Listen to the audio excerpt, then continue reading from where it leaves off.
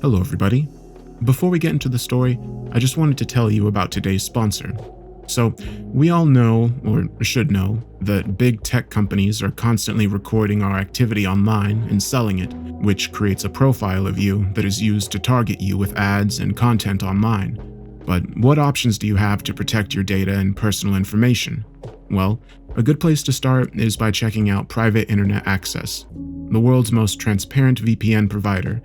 With over 30 million users and a 4.6 rating on Trustpilot, I'm sure most of you know what a VPN is by this point, but to summarize, it properly protects your information from government censors, your internet service provider, and any potential blocked content in your region. So, if there's a show you can't access where you are and you have no means of watching it, Private Internet Access can help you bypass those restrictions. They are 100% open source and their code is public. Like I said, they're the most transparent VPN provider, and it can protect 10 devices all at the same time and available across all platforms. And you can get an 82% discount with 3 months free when you sign up at privateinternetaccess.com/the Darksomnium. I would like to thank Private Internet Access and all of you for supporting this channel. And with that said, enjoy the story.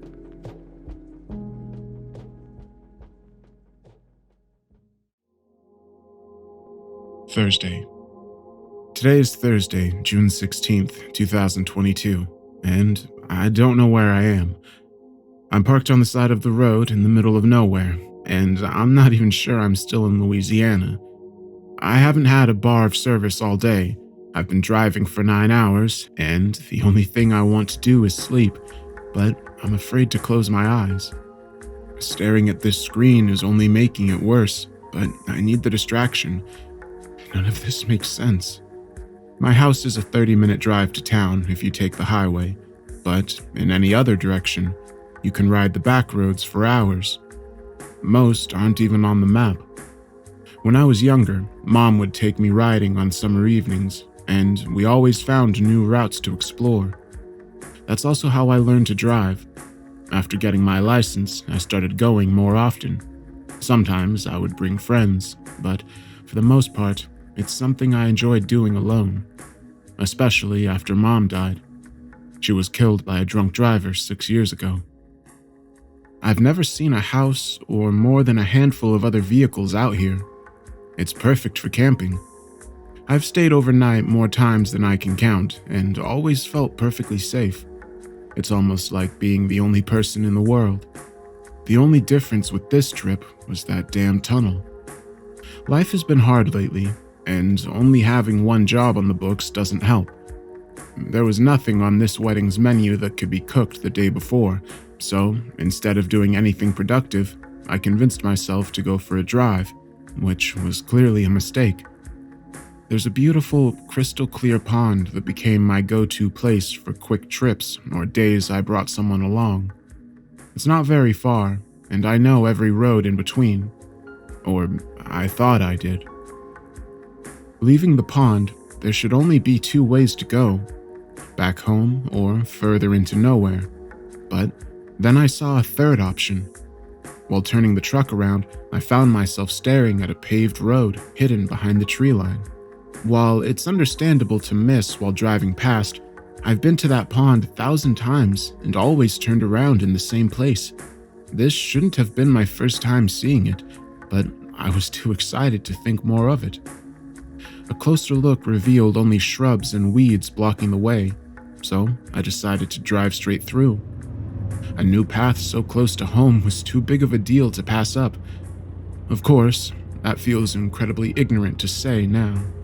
I got through the brush easily, and after a mile, it cleared up again. But 6 miles after that, I knew it was time to turn back.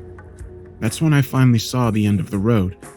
Ahead was an overpass with what looked like old train tracks, and what I thought was a dead end was actually a tunnel running beneath it. At first, it looked too small to drive through. I only wanted to get my headlights close enough to see inside, but then the road did keep going. I could see daylight at the other end of the tunnel. The tunnel itself was damp, and the air smelled musty, but it was completely empty.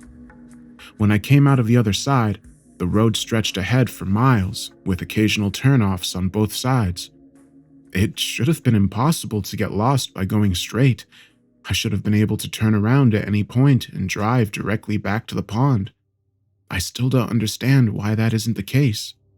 I had hoped to find a landmark to use on the next visit, but after an hour of nothing but random cutoffs, I realized how late it was and finally turned back. Everything looked exactly the same as far as I could tell. I had no clue where I went wrong, but an hour and a half later, I was still cruising with no sign of that tunnel. If anything, I was driving even faster than before. It doesn't make any damn sense. I drove for another 30 minutes before stopping completely. I had to pee and needed time to think without wondering if I was headed even further away from home. If I had made even a single turn, I could believe being lost, but the idea of turning back after driving in a straight line felt unnatural. It would mean hours of retracing my steps only to turn around again when that didn't work. How many hours would be wasted covering the same ground? But then, there's no choice because something is obviously wrong. It's maddening. I'm still stuck in that hellish thought loop, but I couldn't just stay on the side of the road. In the end, I turned around once again, this time going much, much slower. The only way I could imagine getting lost was if the road had split somewhere when I wasn't paying attention. I came to a rolling stop at every turnoff and even got out a few times, but there was absolutely no chance I merged off any of them. By the time I made it back to my original stopping point, the sun was starting to set. My brain fed me whatever I needed to hear to avoid turning back a third time. I figured Mom and I had only been able to spend so much time on the back roads because we took the small, curvy trails that never really led anywhere. Now, I was traveling in a straight line. It had to lead somewhere. All I needed to do was make it to the next town, or maybe not even that far if I could find a spot with cell service, but now it's almost midnight, and I stopped because the road suddenly ended, or at least the pavement did. There's nothing but a long, dusty trail left, and there's no chance of finding a signal that way. I need to wait for morning and check out some of the cutoffs. Nothing about this. Friday. I wonder if I've been reported missing. I'm sure I have. How could I not be? Surely the back roads are the first place they'll look, right? I'm sure it is. Sweet fire shits, I thought I was going to die last night. I was lying across the back seat, thinking to myself, when I heard something moving around in the forest. I assumed it was an animal until it broke through the tree line, and the unmistakable sound of shoes scraping against concrete made me sit up. There was a half second of euphoric relief as I imagined myself being rescued by a kindly old farmer before my body went numb with dread. People volunteering with search parties didn't wander through the forest alone at night without flashlights. This person hadn't driven either. I would have heard an engine. I didn't know what the hell to do. My first instinct was to jump into the driver's seat and run for it, but then I imagined bullets flying through the windows. It seemed reasonable to think a person skulking around a dark forest would be armed. I wanted my pistol from the glove compartment more than anything, but my arms refused to obey. The footsteps were moving slowly, like someone was checking out my trunk, and when they turned to walk along the passenger side, my body finally moved. Without the phone's light, it was too dark to see anything, but as I slowly inched forward, the footsteps paused next to the front passenger door, and my heart stopped along with them. I hesitated with my hands on the glove compartment's handle, wondering if the light would come on when I realized something that shot chills down my spine. I hadn't locked the doors after using the bathroom. Instead of fumbling for the controls, I felt for the knob and gently pushed it down. At the same instant, the dull thud of a locked handle being pulled broke the night silence like a gunshot, and there was no further caution in my movements. I ripped open the glove compartment, grabbed my gun, and racked one into the chamber as the sound of several footsteps fled back into the forest. There had been nothing to indicate multiple people were outside, but there was no mistaking it now. feet were skidding across the pavement as others were already tearing through the thick brush, and I threw myself into the driver's seat. The headlights came on just in time to reveal the last two figures vanishing into the darkness. I was in tears with relief over the fact that I had turned around before parking, and it wasn't because of forethought, but fear. Just looking at that long dirt road made my stomach clench. As for the group of crazies, I don't know. It might be time to entertain the possibility that I'm the one who's crazy. I only caught a quick glimpse as I sped away, but those people resembled terminal cancer patients with animalistic movements. They were sickly thin and hunched over like gorillas, but moved with a deceptive speed. Thanks to the adrenaline, I was wide awake and traveling faster than I should have been, but I wanted as much distance between myself and those people as possible. After driving a few miles, my brain slowly began formulating coherent thoughts again. I think it's safe to say my new friends don't have motorized transportation, but I drove for almost an hour before stopping. If I didn't close my eyes, I was going to fall asleep at the wheel, and if I wreck, I'm dead. There were 3 hours before dawn, so I set an alarm, passed out, and was somehow still alive when it sounded. I woke to a foggy morning, and the long road ahead served as a bleak reminder of my situation. Mother Nature called, and I was starving, but luckily, there were a few basic supplies in the trunk. After eating 2 power bars, I somehow managed to stick with water instead of downing the bottle of whiskey, and thank goodness, or I wouldn't have it now. The shit I've seen today is enough to make that gun look mighty appetizing. All goddamn day I kept driving straight down that same road, the way I should have been going in the first place. I didn't care if it took 12 hours to find the next town. I wasn't going to start turning down a bunch of random roads that could take me in circles. By 9, I had seen nothing but trees and grassy clearings. My stomach was growling louder than my music, and I was barely containing my anger when a familiar beeping sent me soaring over the edge. When I finally regained a modicum of control, my throat was raw and my face looked as red as it felt. The gas light was on, and the possibility of dying out here became very real very fast. When I came around the next curve, I thought I was hallucinating. A small gas station appeared in the distance, but there was no way I had driven further than yesterday, and I definitely wouldn't have passed it without noticing.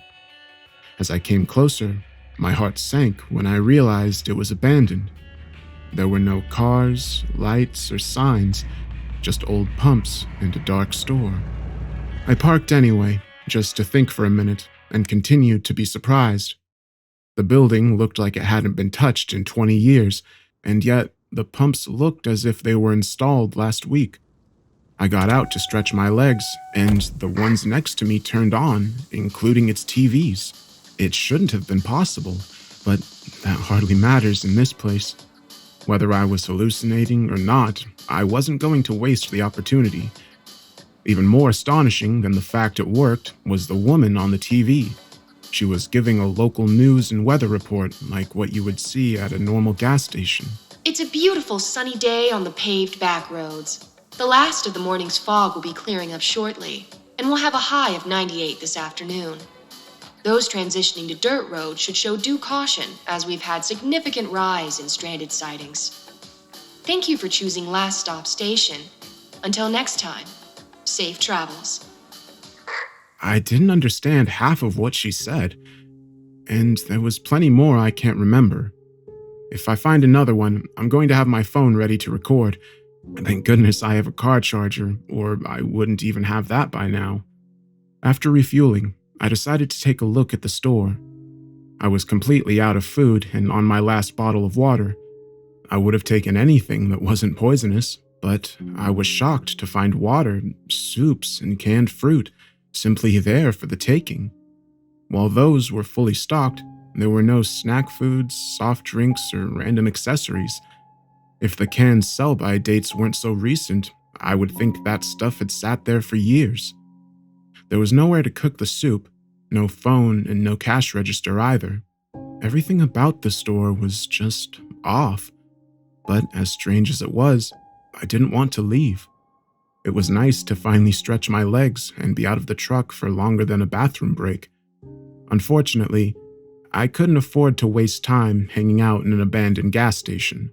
In the end, I compromised by staying long enough to eat. I tried not to pin my hopes on someone else stopping by, but I found myself watching the road more than I cared to admit.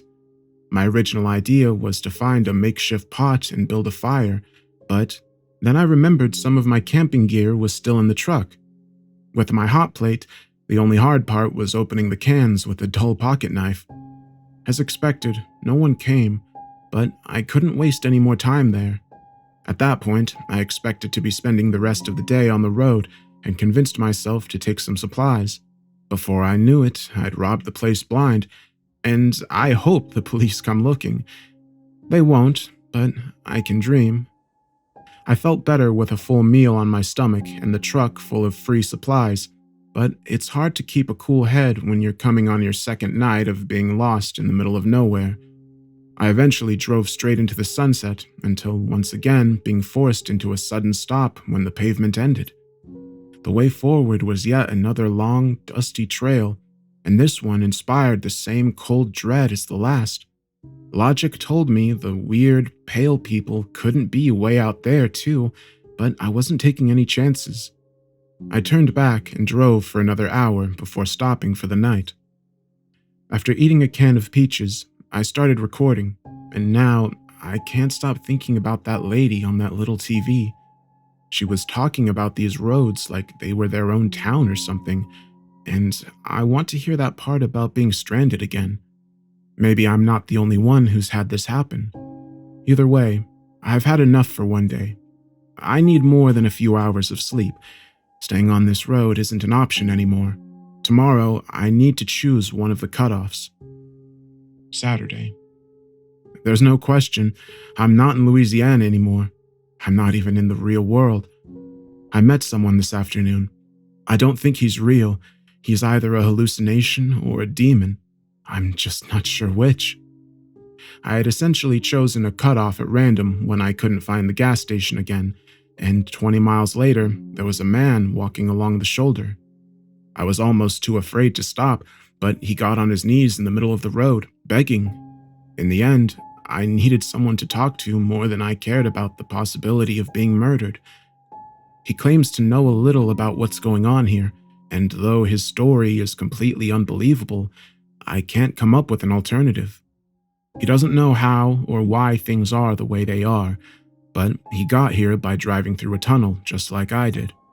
Except he was in Pennsylvania. If he hadn't told his story first, I wouldn't have believed him. It sounds too much like my own. The only difference is what happened after he ran out of gas. Since he started off with a quarter tank, he had no idea anything was wrong yet. A service station appeared around the next curve, exactly as it had for me, and based on his description, it sounds like the same one. The pump's TVs came on, and after a brief weather report, there was another confusing public service announcement. And don't forget to stock up for tomorrow. As usual, our stations will be closed for Sunday. No exceptions. Please ensure all persons are cleared from the premises by no later than 11:59 p.m. And thank you for choosing Last Stop Station. Until next time, safe travels. After filling his tank, he went inside to find a nearly empty store and only then realized there was no other cars or people in sight. Since the pump worked, he reasoned the store must be open and worried something may have happened to the clerk. Rob went outside to search for a signal, and when he was unsuccessful, he noticed the store was at the bottom of a steep rise. There was no trail, but he was able to make it up fairly easily. Unfortunately, he still couldn't get reception. Determined to drive back to town, he made his way down the slope, only to find the store and his car gone. He swears he walked in a straight line and found the road easily, but it was empty. If it weren't for my own experiences these last few days, I couldn't have believed it. But now I definitely do, assuming Rob is actually real, of course. He had no choice but to start walking, and he headed in the direction he believed would take him to town. Several hours later, he still hadn't seen another car or store, and the sun was beginning to set. That's when he ran into Bonnie and Clyde. At least, that's what they call themselves.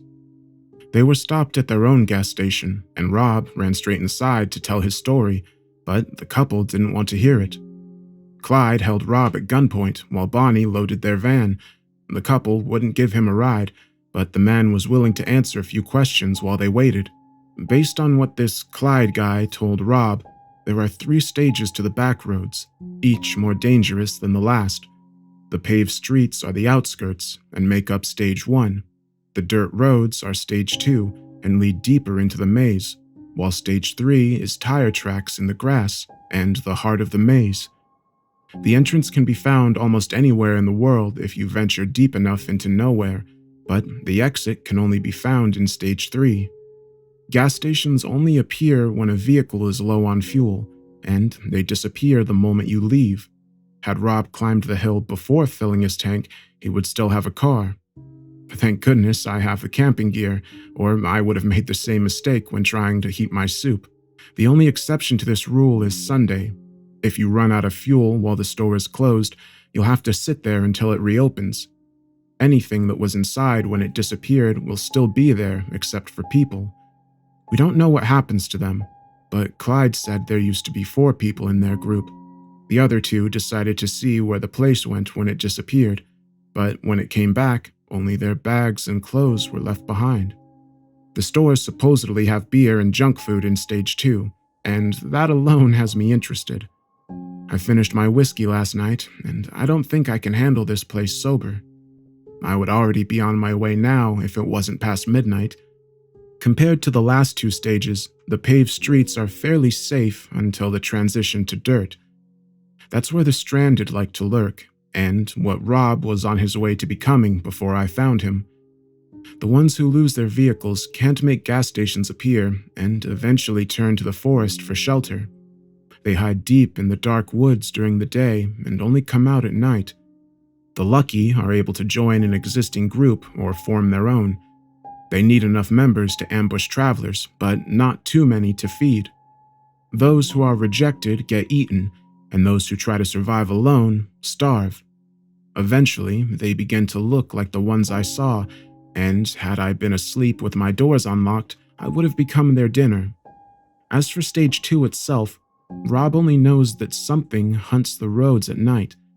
And when he asked Clyde about the final stage, the man went white as a sheet and refused to answer any more questions. As the couple got back into their vehicle, they apologized for their drastic behavior, stating they simply couldn't risk taking on a stranger. Rob is bitter about it, but I don't blame them.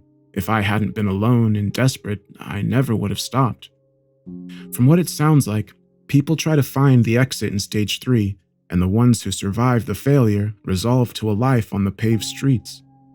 I've been thinking about it all evening, and I would rather die than live the rest of my life out here. The fact I don't want to spend 6 days a week inside a gas station upset Rob pretty bad.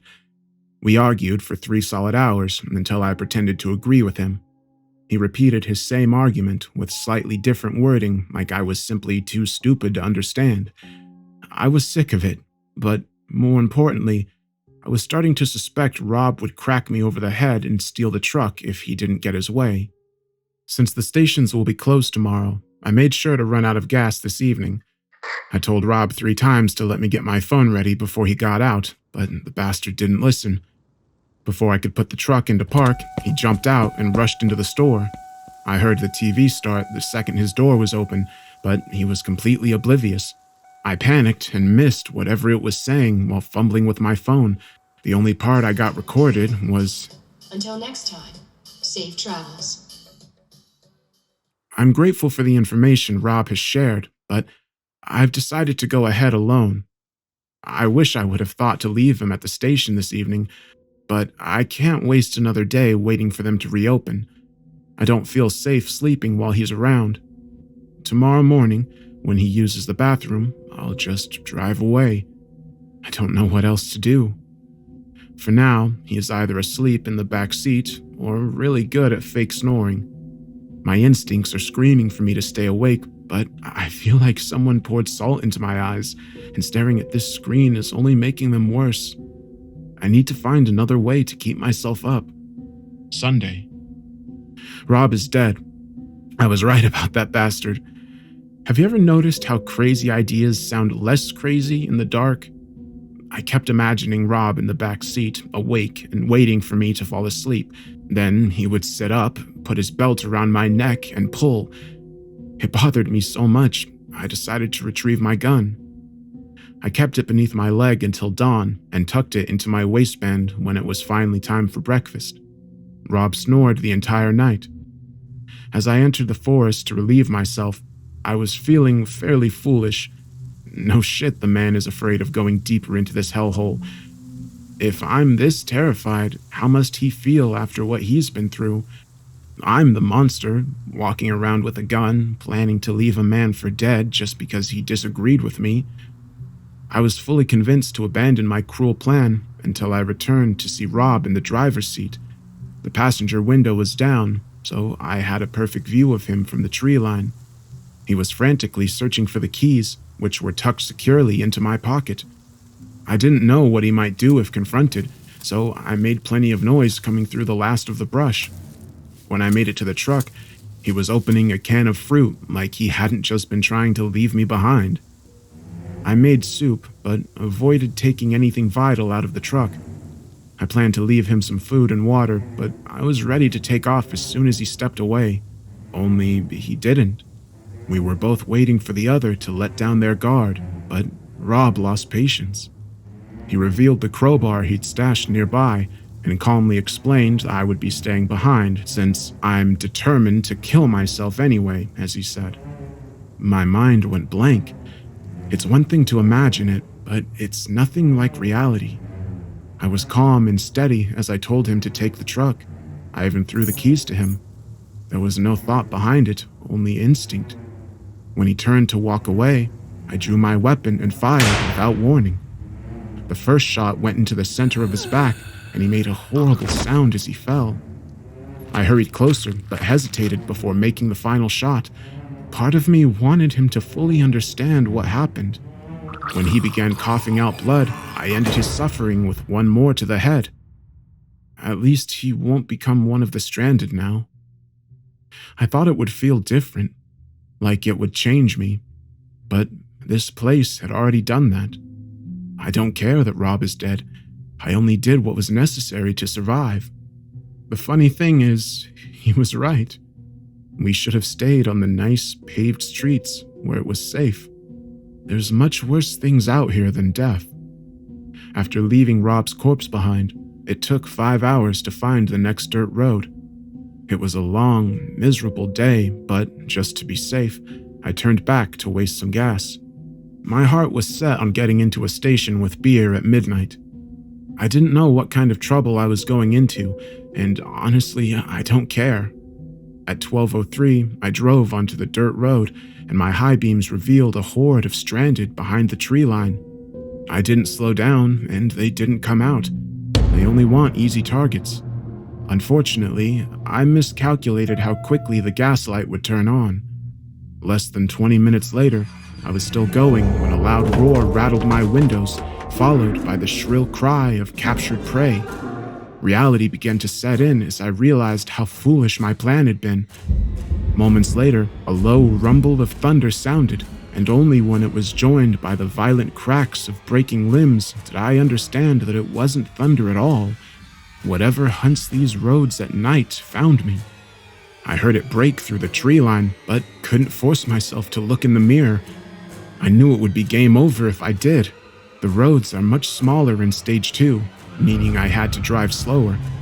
My full focus was on navigating the curvy roads as quickly as possible without losing control. But when that bright, beautiful gas station appeared around the next bend, I almost crashed into the pump. Parking as close to the door as possible, I threw myself from the truck without even turning off the engine. I was inside and under the counter for a solid 10 minutes before realizing everything had gone quiet. Very carefully, I crawled to a window and peered outside. It looked like several stranded had been fused together to form this thing. Only its head was visible in the station lights. The rest was thankfully concealed in a sea of darkness. Its shape was far smaller than expected after hearing the sounds it made, but its face was the most grotesque thing I've ever seen. Its mouth was lost beneath masses of pasty, white skin that looked like pure scar tissue, and I can't get the look of its single, glassy eye out of my mind. There was only a gaping, black hole left where the other used to be. Apparently, the stations work as safe zones. I knew it saw me, but it didn't come any closer.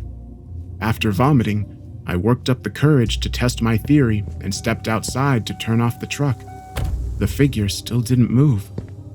That made me feel safe enough to finally look around the store. I helped myself to a 6-pack of Coors and Cheetos and tore through the junk food like a death row inmate. I'm not ashamed to admit that I was fairly drunk. I wonder if it's possible to fill up with just enough gas to be on empty before nightfall. That may be my only choice to make it to stage 3, and there's no way I could outrun that thing all night.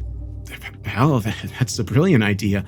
If that works, I could use that strategy the whole way home. It would give me an entire week to search before the store closed again. Holy shit, I can finally see a light at the end of this miserable tunnel. I'm going to get a very good night's sleep and hit the road at first light. Next Saturday. I guess I dropped the ball on keeping a record of my time in the Backroads, but too bad. No one will ever hear this anyway, and this has to be the worst week of my life. The things I've had to do to survive are unspeakable. I only started recording again to say that I'm quitting. If someone finds this one day, great. If not, I don't really care. My plan to only fill half the tank worked great, but it took 3 days to find a grass trail. Once I did, I never dreamed I would survive long enough to find another store. But now that I have, I'm not leaving. The creatures in this stage don't give a damn if it's day or night. They're hungry. I would rather face the devil himself than walk out that door again. There are things out here that make that one-eyed monster look like a kitten. I'm done. Today is Saturday, and it's almost midnight. I'm going to upload this, even though I know it won't work, but just in case, my name was Jesse Palmer. I hate the Backroads.